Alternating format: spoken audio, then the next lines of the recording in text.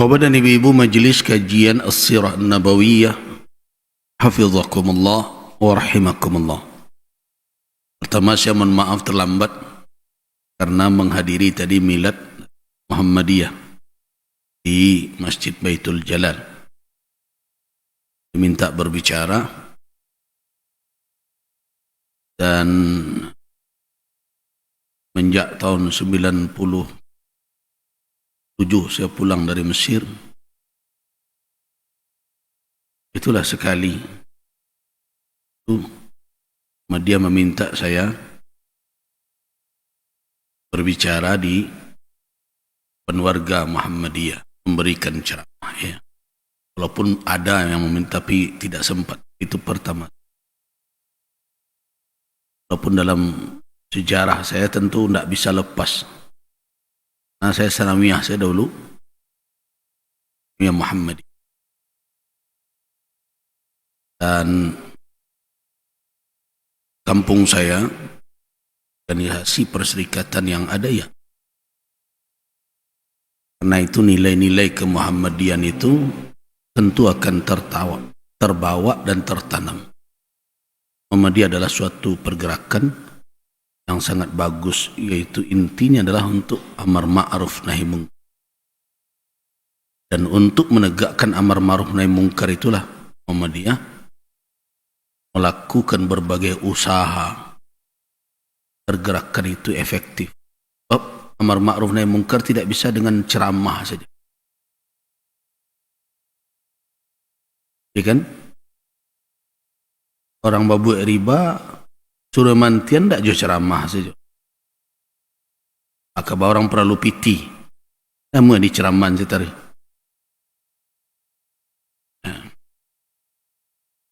Memakan yang haram bisa jadi orang karena kesulitan dan kesusahan. Dengan apa kita akan menghindarkan sebagian dari umat ini dari cengkraman yang haram, dari cengkraman penyesatan termasuk pemurtadan. Terus ada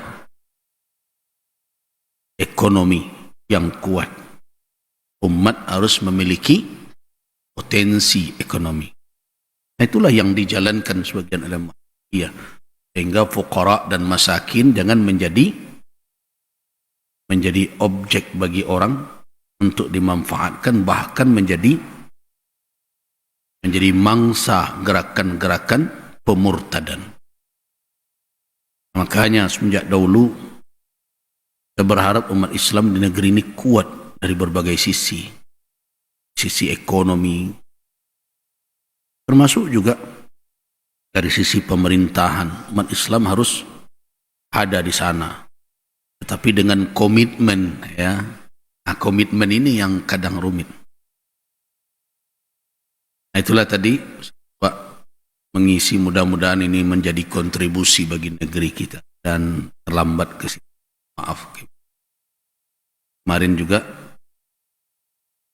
ada kegiatan juga 50 kota tentang pembinaan tokoh-tokoh adat dalam rangka penerapan atau implementasi adat Basani syarak Basandi. Kemarin diisi oleh Rehan ya. Saya tidak tahu bagaimana dia. Saya belum pernah dengar dia ceramah.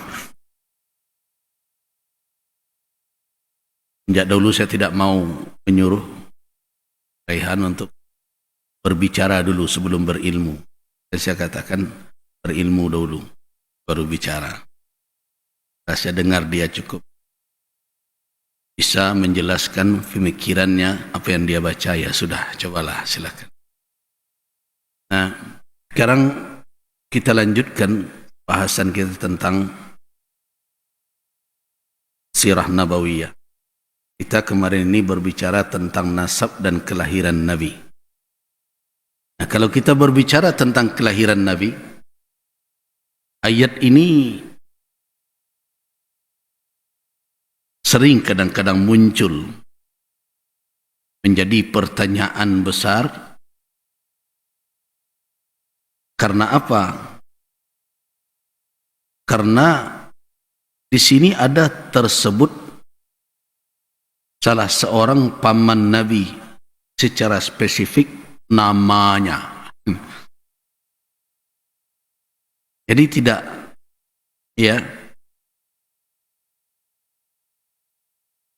kalau kita menelusuri Al-Quranul Karim, tidak banyak orang yang tersebut secara khusus. Yang menarik, di luar para nabi dan rasul,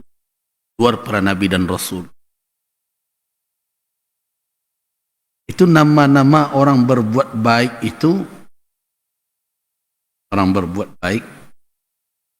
atau ada suatu peristiwa kebaikan yang nama aktornya itu tersebut jarang. Coba telusuri Al-Quran kembali. Nama orang aktor yang berbuat kebaikan itu jarang tersebut.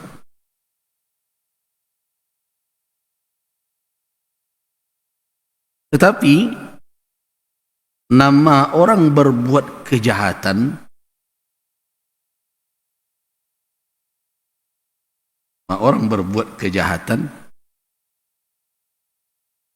itu sering disebut oleh Allah di dalam Al-Quranul Karim. Ya kan?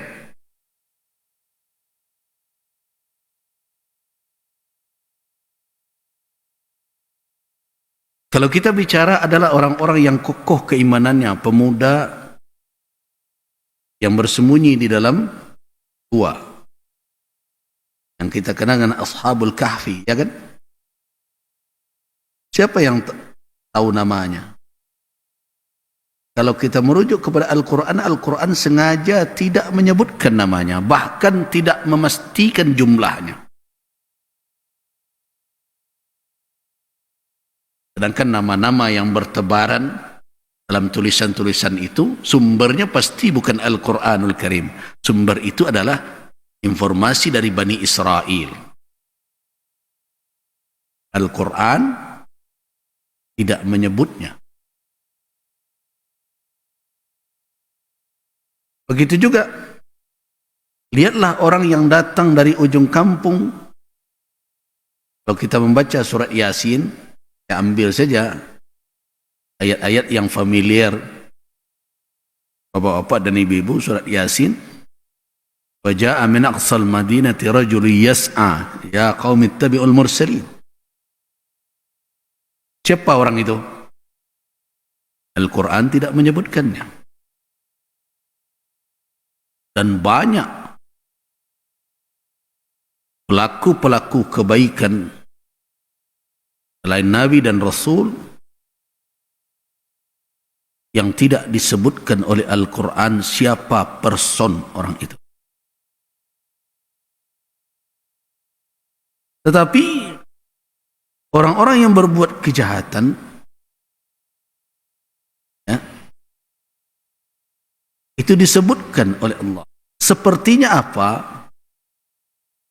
Sepertinya kejahatan orang-orang itu berhadap-hadapan dengan kebaikan dakwah dan risalah yang dibawa oleh para nabi.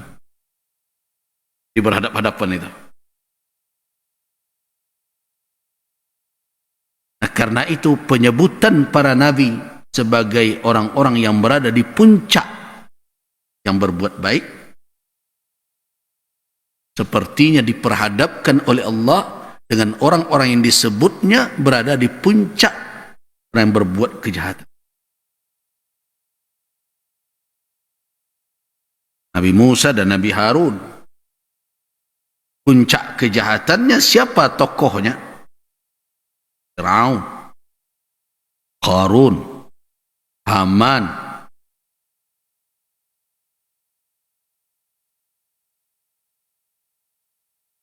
Nah, jadi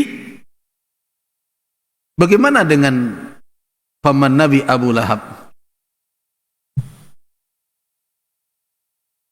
Ketika kita membaca surah Al-Masad itu,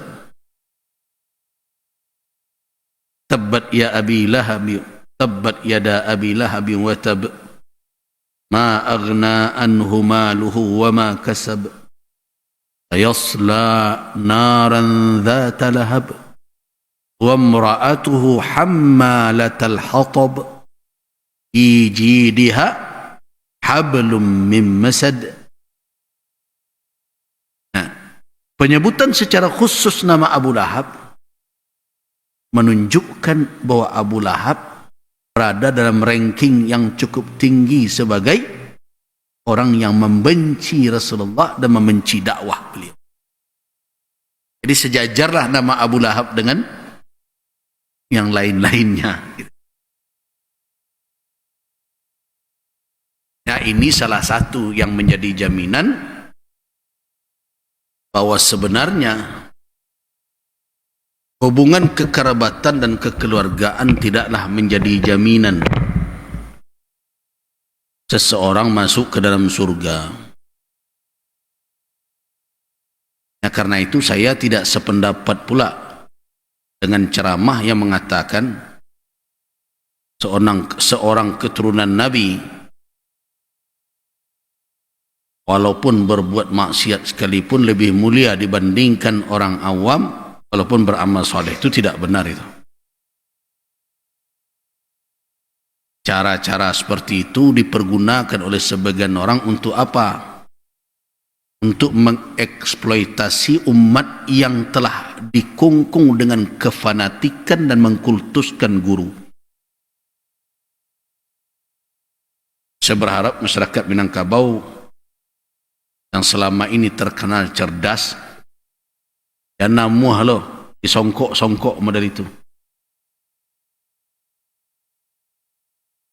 Nabi SAW mengingatkan keluarga beliau untuk beramal soleh.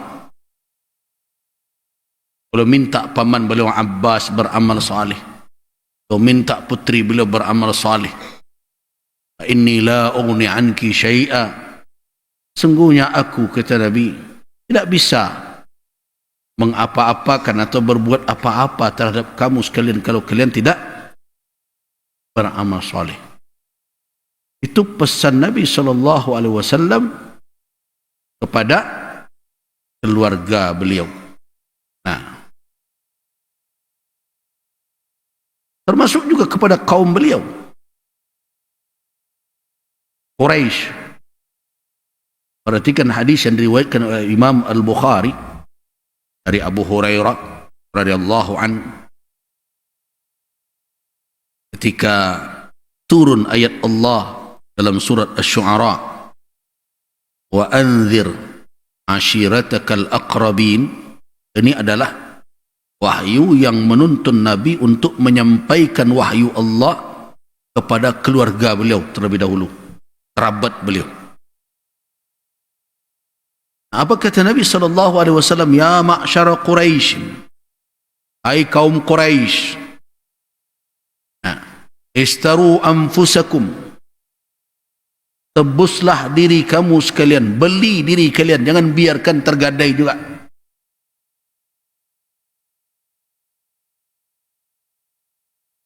La ughni ankum minallahi syai'a, aku tidak akan bisa memberikan apa-apa kepada kamu sekalian kalau kamu tidak melakukan hal itu. Beliau panggil satu persatu.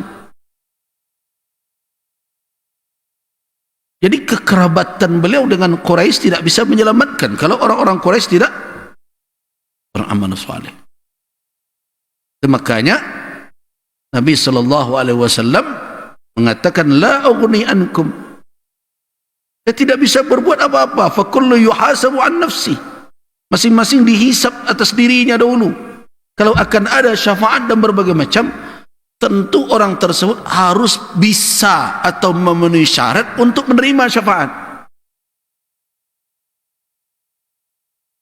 Jadi jangan mengandalkan Bapak ambo orang Siak, tu ambo dia jadi preman saya. Tidak bisa.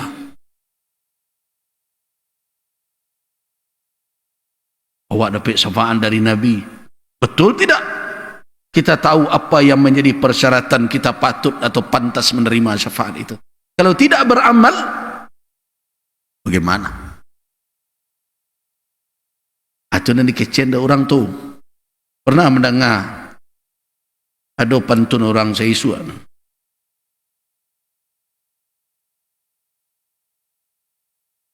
Bukannya banian dan sagan tubuh, tapi tanah itu banyak tak menerima. Gitu. Bukan berarti syafaat tidak akan diberikan, tetapi yang akan menerima syafaat itu yang tidak memenuhi persyaratan. Jadi tidak benar kalau ada fatwa-fatwa yang mengatakan, oh ini keturunan Nabi, Sayyid dia, Syarif dia. Syarifah dia. Sekarang di Indonesia sekarang disebut Habib. Apakah itu menjadi jaminan kalau dia tidak beramal soleh, kalau dia mendurhaka kepada Allah Subhanahu wa taala? Karena setelah Nabi sallallahu alaihi wasallam, kita umat Islam Ahlus Sunnah wal Jamaah berkeyakinan dalam akidah kita tidak ada yang maksum. Tidak ada manusia maksum setelah Nabi sallallahu alaihi wasallam. Tidak keturunan beliau, kecuali orang Syiah yang berkeyakinan seperti itu. Artinya kalau dia tidak maksum, ya mahallul khata' wan nisyan, ya tempat ada ketersalahan, ada kealpaan. Dan kalau dia keliru dan melanggar aturan syara, dia berdosa atas itu.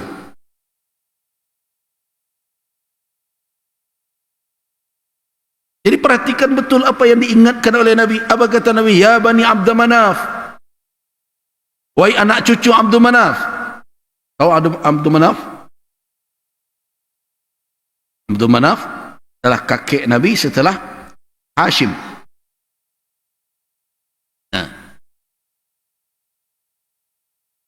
Fa inni la uni ankum syai'a. Saya tidak bisa membela kamu sekalian kelak kalau kalian tidak beramal. Kemudian Nabi panggil, ya Abbas bin Abdul Muttalib, ya Safiyah ammat Rasulillah, wa ya Fatimah bint Muhammadin. Dipanggil oleh Nabi. Wahai Abbas bin Abdul Muttalib, wahai Safiyah. Safiyah itu siapa? Bibi Nabi. Ya Fatimah bint Muhammad.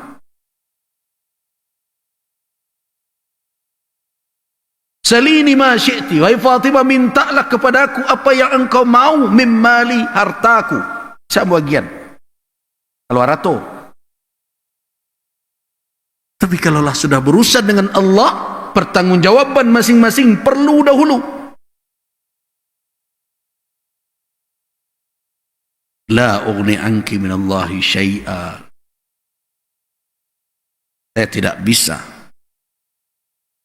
kata Nabi, membentengi, melindungi kalian dari Allah.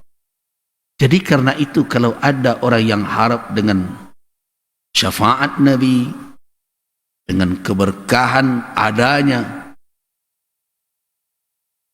silsilah kekerabatan dengan Nabi, apa dahulu yang harus mereka lakukan?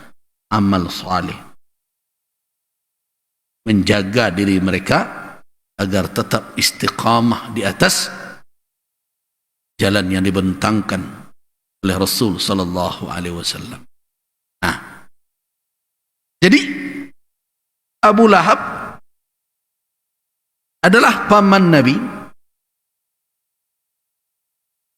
yang semenjak kelahiran Nabi sallallahu alaihi wasallam